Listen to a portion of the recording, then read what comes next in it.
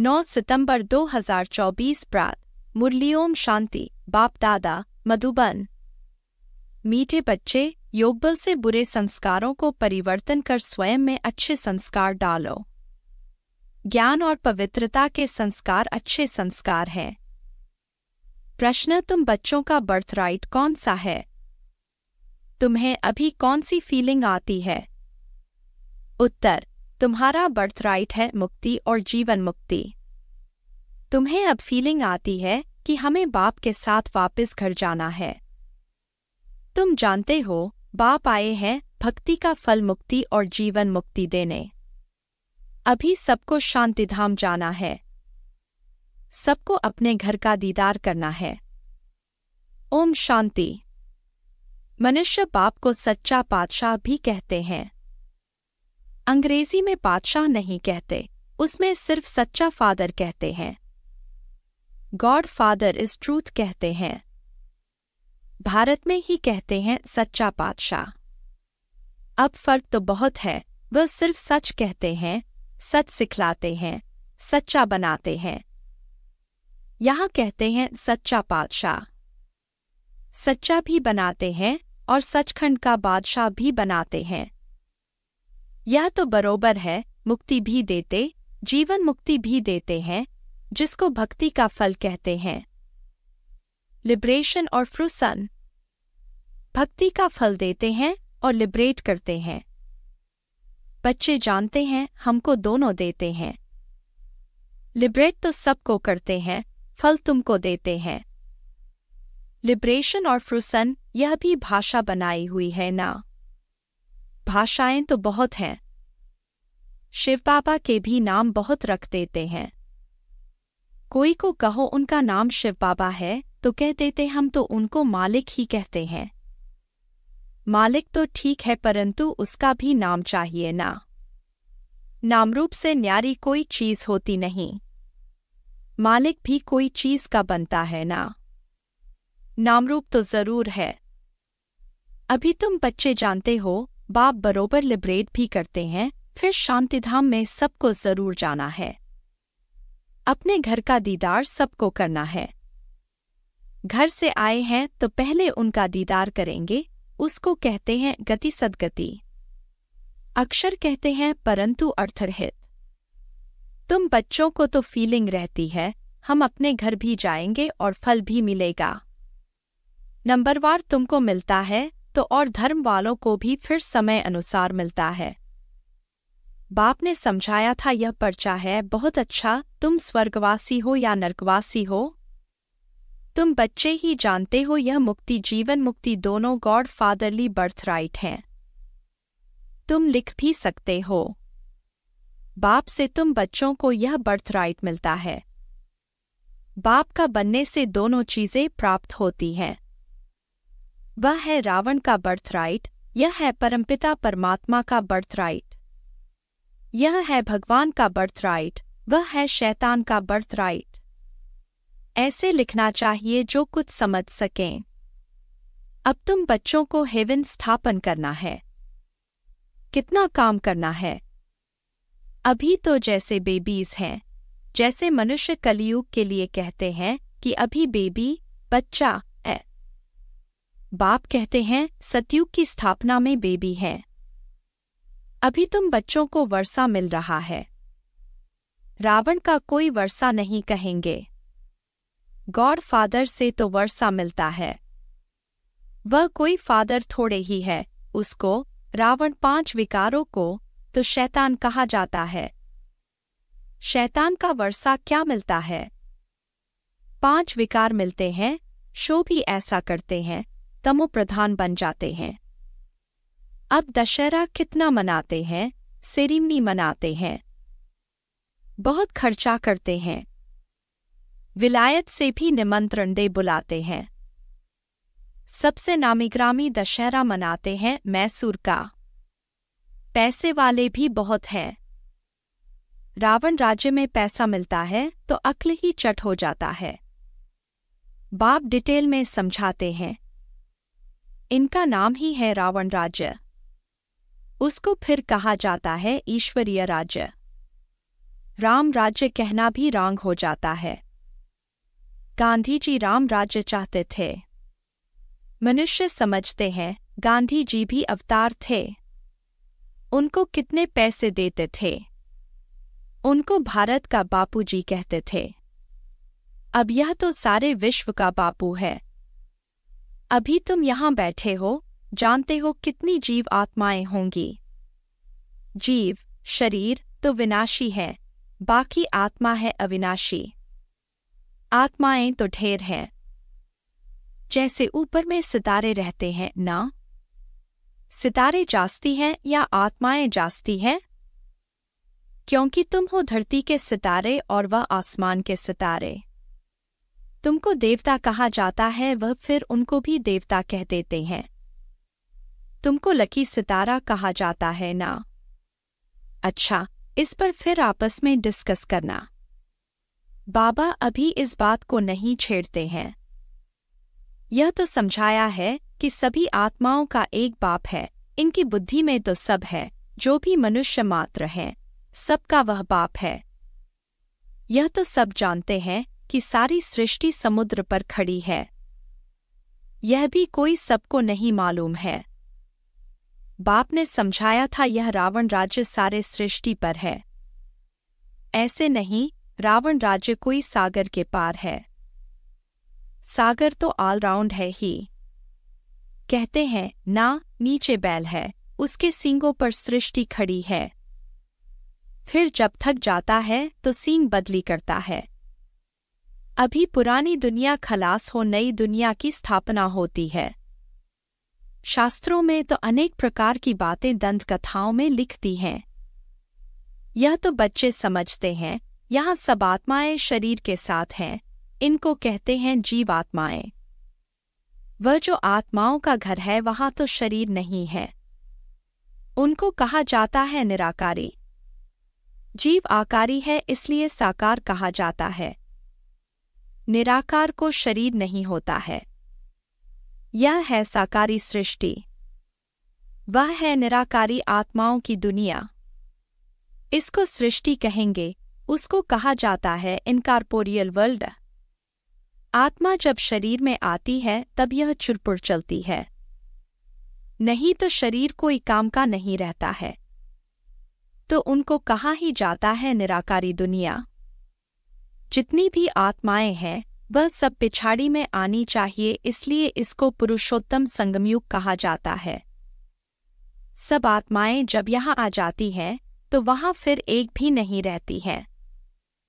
वहाँ जब एकदम खाली हो जाता है तब फिर सब वापस जाते हैं। तुम यह संस्कार ले जाते हो नंबरवार पुरुषार्थ अनुसार। कोई नॉलेज के संस्कार ले जाते हैं, कोई प्योरिटी के संस्कार ले जाते हैं। आना तो फिर भी यहाँ ही है, परंतु पहले तो घर में जाना है। वहाँ है अच्छे संस्कार, यहाँ है बुरे संस्कार। अच्छे संस्कार बदलकर बुरे संस्कार हो जाते हैं। फिर बुरे संस्कार योग बल से अच्छे होते हैं। अच्छे संस्कार वहाँ ले जाएंगे। बाप में भी पढ़ाने के संस्कार हैं ना, जो आकर समझाते हैं। रचिता और रचना के आदि मध्य अंत का राज समझाते हैं।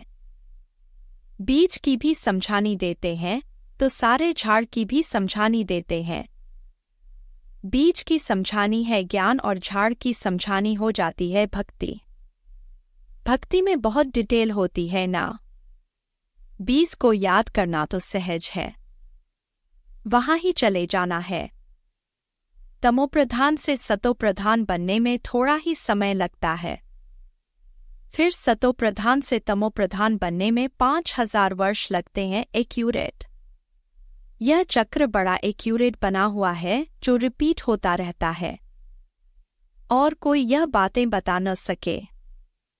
तुम बता सकते हो। आधा आधा किया जाता है, आधा स्वर्ग आधा नर्क। फिर उनका डिटेल भी बताते हैं। स्वर्ग में जन्म कम, आयु बड़ी होती है। नर्क में जन्म जास्ती, आयु छोटी होती है।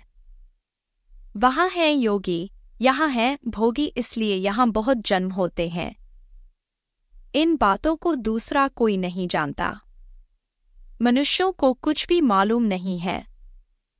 कब देवताएं थे, वह कैसे बने, कितने समझदार बने हैं, यह भी तुम जानते हो। बाप इस समय बच्चों को पढ़ाकर 21 जन्मों के लिए वर्षा देते हैं। फिर यह तुम्हारे संस्कार रहते नहीं।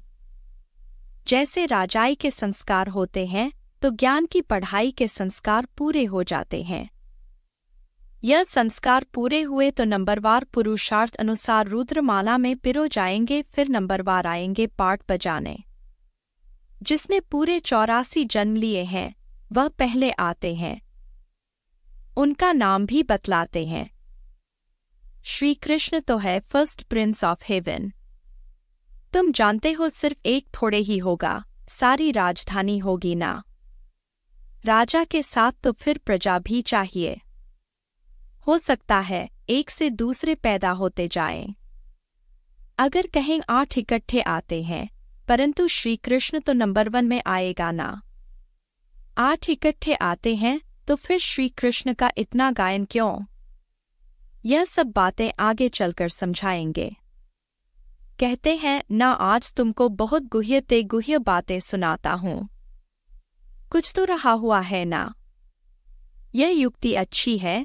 जिस बात में देखो नहीं समझते हैं, तो बोलो हमारी बड़ी बहन उत्तर दे सकती है, या तो कहना चाहिए अभी बाप ने बताया नहीं है। दिन प्रतिदिन गुह्य सुनाते हैं। इस कहने में लज्जा की बात नहीं। गुह्य पॉइंट्स जब सुनाते हैं तो तुमको सुनकर बहुत खुशी होती है। पिछाड़ी में फिर कह देते हैं मनमना भव, मध्याजी भव। अक्षर भी शास्त्र बनाने वालों ने लिखा है। मूझने की तो जरूरत नहीं है। बच्चा बाप का बना और बेहद का सुख मिला। इसमें मनसा वाचा कर्मणा पवित्रता की जरूरत है। लक्ष्मी नारायण को बाप का वर्षा मिला है ना। यह पहले नंबर में है, जिनकी ही पूजा होती है। अपने को भी देखो, हमारे में ऐसे गुण हैं। अभी तो बेगुण है ना। अपने अवगुणों का भी किसको पता नहीं है। अभी तुम बाप के बने हो तो जरूर चेंज होना पड़े। बाप ने बुद्धि का ताला खोला है। ब्रह्मा और विष्णु का भी राज समझाया है। यह है पतित, वह है पावन। एडॉप्शन इस पुरुषोत्तम संगमयुग पर ही होती है। प्रजापिता ब्रह्मा जब है तभी एडॉप्शन होती है। सतयुग में तो होती नहीं। यहाँ भी किसको बच्चा नहीं होता है तो फिर एडॉप्ट करते हैं। प्रजापिता को भी जरूर ब्राह्मण बच्चे चाहिए। यह है मुख वंशावली। वह होते हैं कुख वंशावली। ब्रह्मा तो नामी ग्रामी है। इनका सरनेम ही बेहद का है। सब समझते हैं प्रजापिता ब्रह्मा आदि देव है। उसको अंग्रेजी में कहेंगे ग्रेट ग्रेट ग्रैंडफादर। यह है बेहद का सरनेम। वह सब होते हैं हद के सरनेम, इसलिए बाप समझाते हैं। यह जरूर सबको मालूम होना चाहिए कि भारत बड़ेते बड़ा तीर्थ है, जहाँ बेहद का बाप आते हैं। ऐसे नहीं, सारे भारत में विराजमान हुआ। शास्त्रों में मगध देश लिखा है, परंतु नॉलेज कहाँ सिखाई? आबू में कैसे आए? देलवाड़ा मंदिर भी यहाँ पूरा यादगार है। जिन्होंने भी बनाया, उन्हों की बुद्धि में आया और बैठकर बनवाया। एक्यूरेट मॉडल तो बना न सकें। बाप यहाँ ही आकर सर्व की सद्गति करते हैं, मगध देश में नहीं। वह तो पाकिस्तान हो गया। यह है पाकिस्तान। वास्तव में पाकिस्तान तो स्वर्ग को कहा जाता है। पाक और नापाक का ये सारा ड्रामा बना हुआ है। तो मीठे मीठे सिकीलधे बच्चे, तुम यह समझते हो आत्माएं परमात्मा अलग रहे बहुकाल। कितने काल के बाद मिले हैं? फिर कब मिलेंगे? सुंदर मेला कर दिया जब सद्गुरु मिला दलाल के रूप में। गुरु तो बहुत है ना, इसलिए सद्गुरु कहा जाता है। स्त्री को जब हथियाला बांधते हैं तो भी कहते हैं यह पति तुम्हारा गुरु ईश्वर है। पति तो पहले पहले नापाक बनाते हैं। आजकल तो दुनिया में बहुत गंद लगा पड़ा है। अब तुम बच्चों को तो गुलगुल बनना है। तुम बच्चों को पक्का पक्का हथियाला बाप बांधते हैं। यूं तो शिव जयंती के साथ ही रक्षाबंधन हो जाता है। गीता जयंती भी हो जानी चाहिए। श्री कृष्ण की जयंती थोड़ा देरी से नई दुनिया में हुई है। बाकी त्योहार सब इस समय के हैं। रामनवमी कब हुई यह भी कोई को पता है क्या?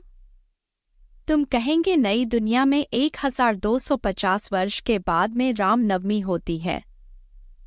शिव जयंती, कृष्ण जयंती, राम जयंती कब हुई यह कोई भी बता नहीं सकते। तुम बच्चे भी अभी बाप द्वारा जान गए हो। एक्यूरेट बता सकते हो। गोया सारे दुनिया की जीवन कहानी तुम बता सकते हो। लाखों वर्ष की बात थोड़े ही बता सकते। बाप कितनी अच्छी बेहद की पढ़ाई पढ़ाते हैं। एक ही बार तुम 21 जन्मों के लिए नंगन होने से बचते हो। अभी तुम 5 विकारों रूपी रावण के पराये राज्य में हो। अभी सारे 84 का चक्र तुम्हारी स्मृति में आया है। अच्छा, मीठे मीठे सिकीलधे बच्चों प्रति माता पिता बाप दादा का याद प्यार और गुड मॉर्निंग। रूहानी बाप की रूहानी बच्चों को नमस्ते। धारणा के लिए मुख्य सार। 1. बेहद सुख का वर्षा प्राप्त करने के लिए मनसा वाचा कर्मणा पवित्र जरूर बनना है। अच्छे संस्कार योगबल से धारण करने हैं। अपने को गुणवान बनाना है। 2. सदा खुशी में रहने के लिए बाप जो रोज गुह्य गुह्य बातें सुनाते हैं उन्हें सुनना और दूसरों को सुनाना है। किसी भी बात में मूझना नहीं है। युक्ति से उत्तर देना है। लज्जा नहीं करनी है। वरदान, सुख स्वरूप बन हर आत्मा को सुख देने वाले मास्टर सुखदाता भव। जो बच्चे सदा यथार्थ कर्म करते हैं उन्हें उस कर्म का प्रत्यक्ष फल खुशी और शक्ति मिलती है। उनका दिल सदा खुश रहता है। उन्हें संकल्प मात्र भी दुख की लहर नहीं आ सकती। संगमयुगी ब्राह्मण अर्थात दुख का नाम निशान नहीं, क्योंकि सुखदाता के बच्चे हैं। ऐसे सुखदाता के बच्चे स्वयं भी मास्टर सुखदाता होंगे।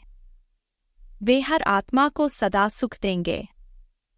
वे कभी न दुख देंगे न दुख लेंगे। स्लोगन, मास्टर दाता बन सहयोग, स्नेह और सहानुभूति देना, यही रहमदिल आत्मा की निशानी है।